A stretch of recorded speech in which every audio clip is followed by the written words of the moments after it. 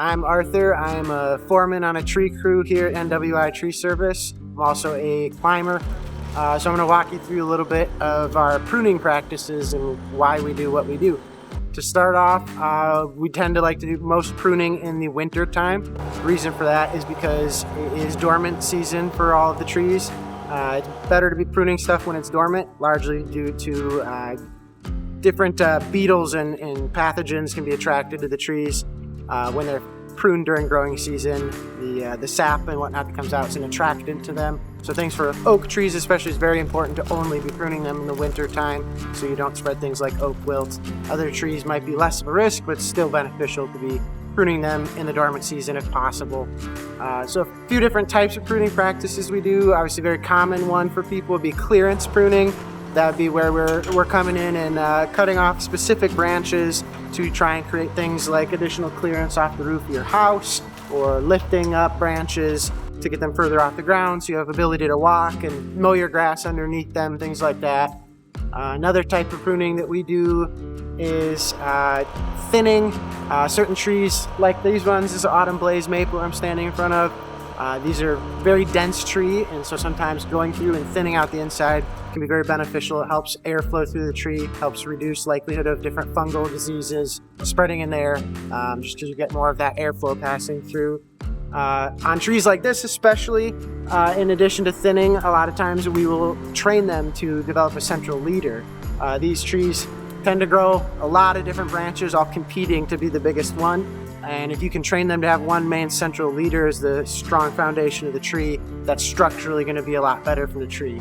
So in addition to doing that establishment of a central leader, that would be a structural prune. We're doing that to establish that. We're also looking to get rid of narrow crotches that might, as they continue to grow, become weak spots.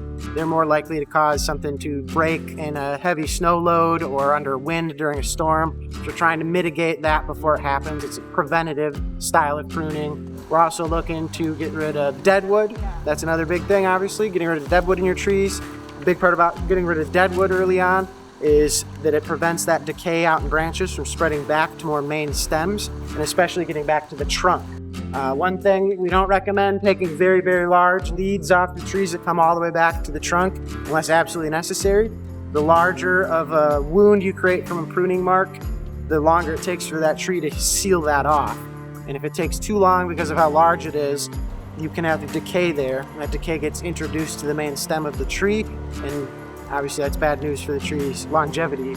So we don't recommend doing that unless absolutely necessary. You're better off pruning further out, getting deadwood off early before that decay can spread, making small cuts that have the ability to heal up before decay can begin. We also like to, especially on these autumn blaze maples, with how dense they are, they end up getting a lot of branches that will cross and eventually start rubbing and causing damage to themselves. So you're looking to find which branches should be, left as a better structural branch, while removing ones that either will start rubbing or obviously ones that already are.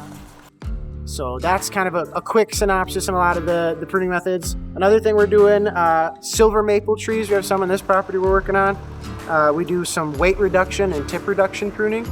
We'll do that on especially long, leggy limbs that are growing out very laterally. The idea there is to kind of reduce the tree from sticking out too far and becoming too heavy for itself and breaking. So what we'll do is we'll cut off select branches back to the nearest union, which is a good spot for the tree to heal and keep that branch alive and healthy, while getting weight off of the branch, kind of training the branch to not keep growing out and away so far. So that's another important pruning measure you can take as preventative maintenance on your trees, especially if you've got large silver maples in your property. That's kind of most of the gist of pruning practices.